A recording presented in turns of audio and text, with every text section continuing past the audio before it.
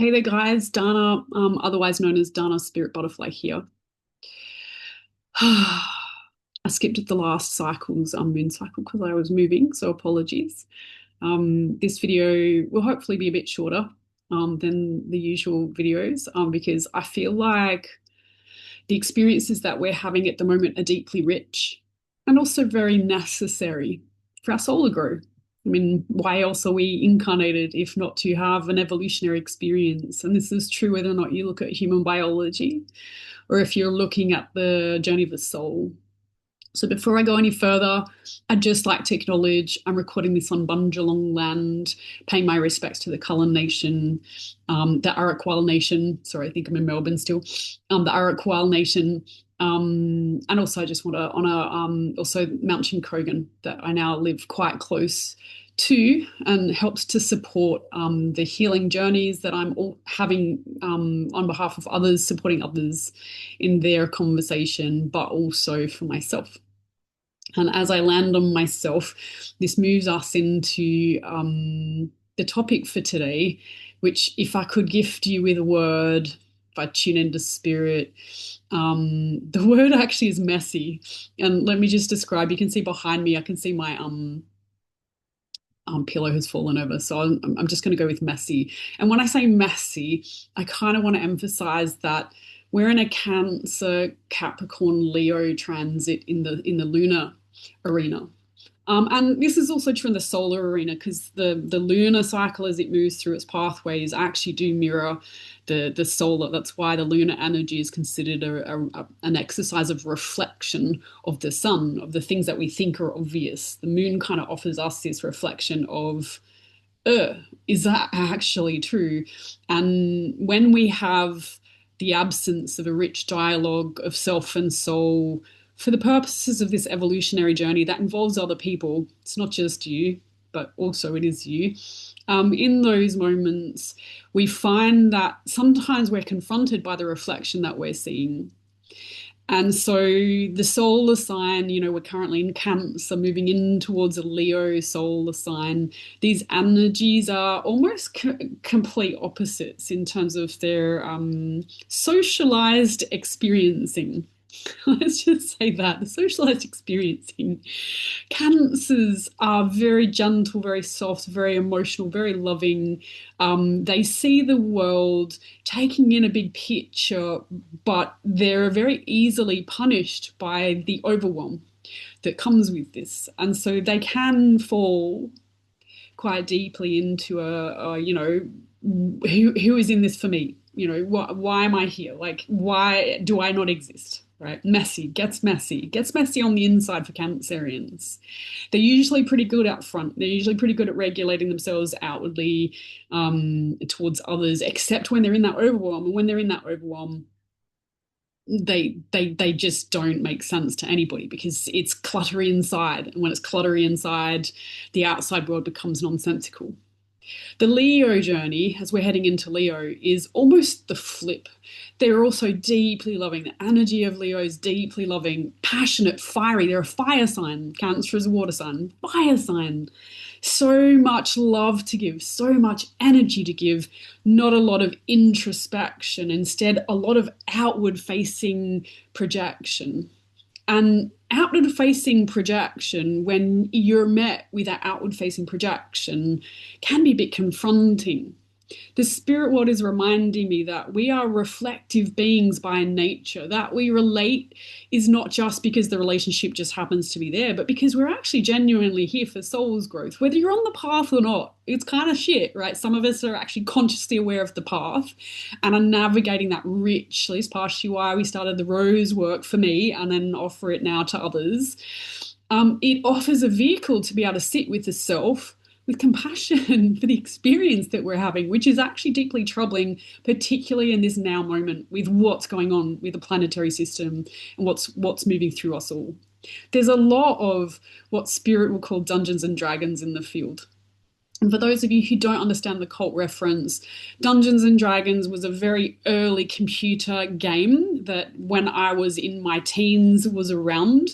And it would be like a container where people would, in their frustration and inabilities to navigate their lived in relational experiences, would end up in the front of a computer and dialoguing with the richness of all the character play and all of the, what you might call cosplay now, like all of the potential that the human world can offer us. But there, it's not real relating. There, it's just the adolescent self playing in the field to see what's there, to see what's happening, to see if we can test our mettle in something that might end up with something rich and wealthy on the other side. Like that is a human journey. That is arguably the story of the hero and the heroine. Like we are all in our little girl or little boy selves looking forwards to something. We're looking forwards to something, or we're looking for something to look forward to, which is why we're always so focused in the front, meaning the future. But this is out of balance. It's out of balance. And this cycle, Cancer new moon, Capricorn full moon. Also, after the Capricorn full moon, we have Mercury retrograde. And the Mercury retrograde, if you're over the Mercury retrograde being a causation factor of your, dominance and control paradigms, the things that you fall into and become Dungeons and Dragons for you, whatever that is, it's actually something we like to reframe. Part of the Rose conversation, we're reframing the idea of the Mercury retrograde as being an agent of change, an agent of a change of maybe your communication style, maybe your approach to the life that you're actually living, and maybe to slow you the fuck down so that you can come back to what's real for you.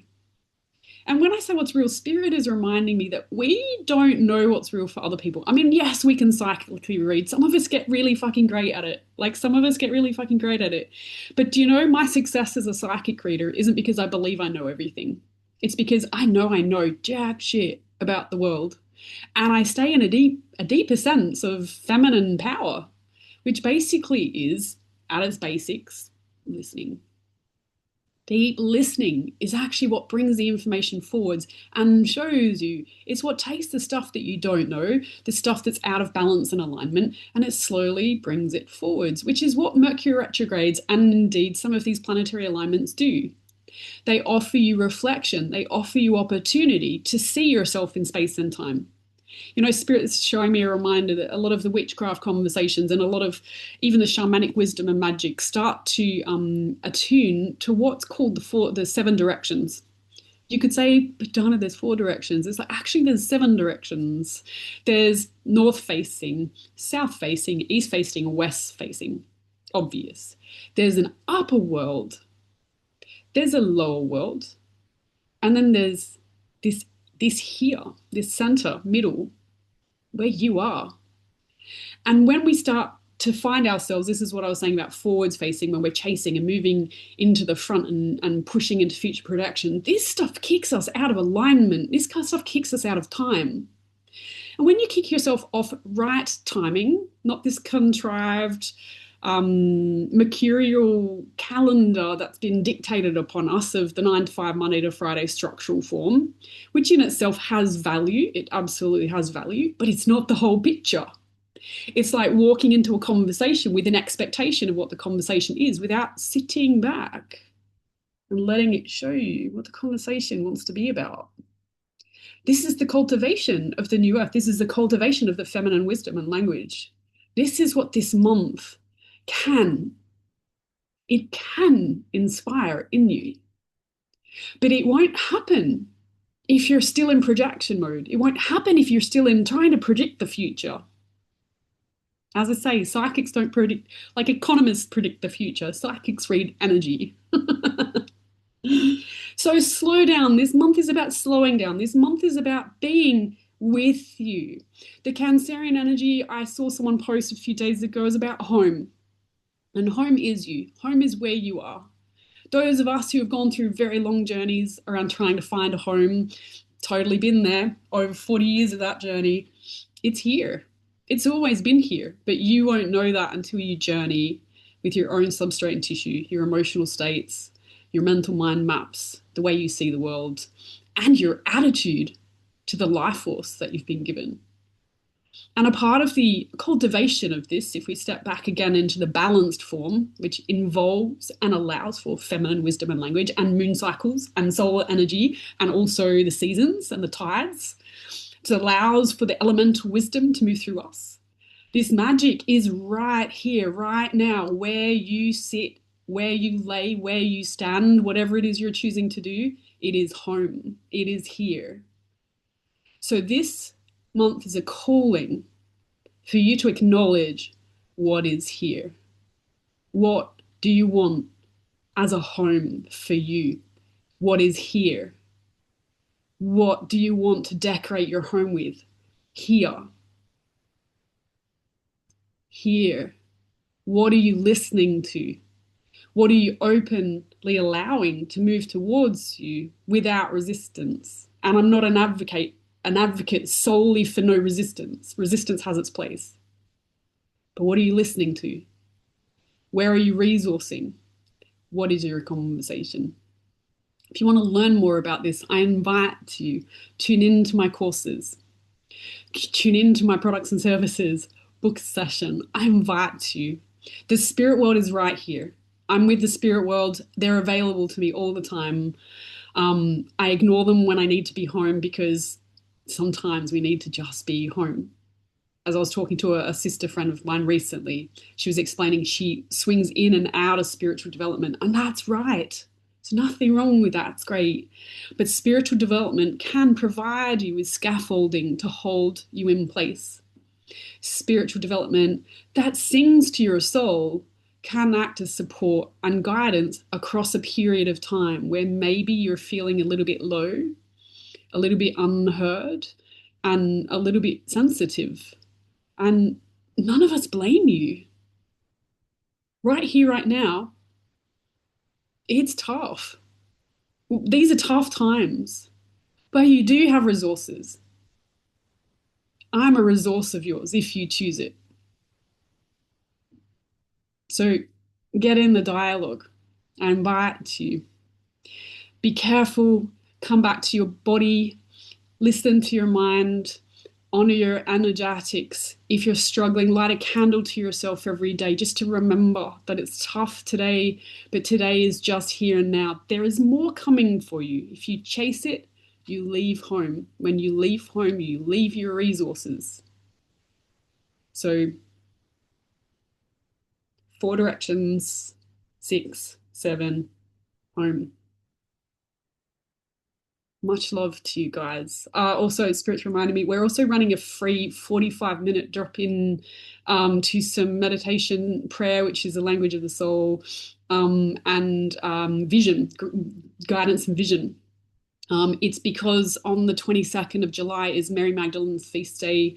And those of you who know of my work, I work with Rose as a spirit ally. She works powerfully in support of myself, in support of you. I wouldn't be doing this still if she hadn't been my biggest advocate. I can't underpin that enough. But also too, she connects us all to others who are also on similar or synchronistic paths. So who knows what will happen in the call? I can't make promises, but what I can promise you is that we will be covering some very simple techniques to help you refocus, to land more fully in your body, and to open up your portal, for lack of a better word, to receive some intel that can support you as you move forwards.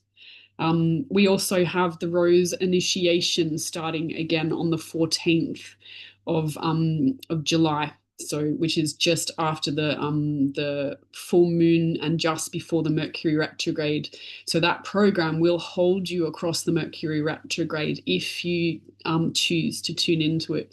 Always up to you, of course, because if you don't choose it, you shouldn't be doing it. So stay safe, be well, reach out if I can support you. And, just know that there's going to be a fee attached to that. I'm not ashamed. This is why I do this. Much love. Have a great month.